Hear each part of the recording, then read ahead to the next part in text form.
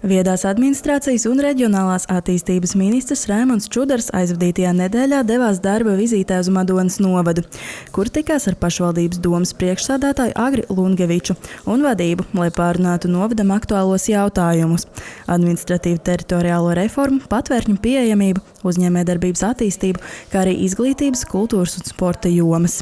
Šī pieredze ir izšķiroša, lai mēs atrastu tos labākos veidus, kā tieši reģionos šo atbalstu rast, lai reģionāla attīstība būtu efektīva un dotu arī rezultātus. Tiešām ļoti svarīga vizīte. Es redzu, ka ministram patiesi interesē. Viņš arī no pašvaldībām nākošs un ļoti labi saprot to problemātiku, kas ir reģionos. Mēs arī stāstām tās mūsu iespējas un arī problēmas, kurām mēs iespējams meklēsim risinājumus nākotnē jau kopīgi.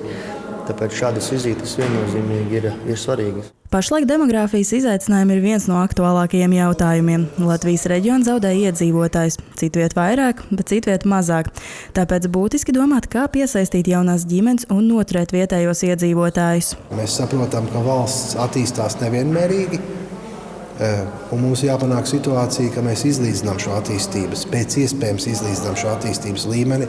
Tādēļ solidaritāte naudas lietās un naudas sadalē ļoti būtiski. Šeit ir priekšrocības kultūras, sports un arī atpūtas iespējas.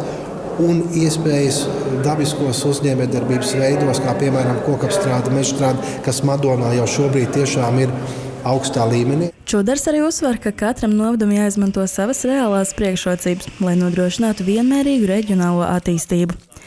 Ministrs vizītes laikā apmeklēja sporta un atpūtas bāzi Smeceres ilas, kur viņam bija iespēja uzklausīt pašu uzņēmēju. Ir lieliski, ka mums ir jārāda, kas mums Madonā ir, kas notiek, un tā kā ir arī visas attīstības plāni un vīzijas, un šobrīd arī reāli projekti gatavi, mums ir jārāda, jāstāsta, un lai arī valdībā saprastu, cik aktuāli, teiksim, reģioniem ir šī attīstība, jo Madonā ir šis magnēts sports un daudzie sporta pasākumi, kas var veicināt attīstību šajā jomā turismu. Šeit ir iecerta centrālās ēkas būvniecībai, kurai gan vēl nav atrasts finansējuma risinājums, un tieši tādēļ tā tika aktualizēta vizītes laikā, meklējot iespējas, kā šo projektu virzīt tālāk ar ministrijas atbalstu. Es domāju, ka viennozīmīgi var palīdzēt, jo vienmēr jau ir labāk vienreiz redzēt, nekā 100 reiz dzirdēt. Un ir jau bieži bijis, kad atbraucot, ieraugot, kas šeit ir, teiksim, tieši arī Smeceres iela bāzē,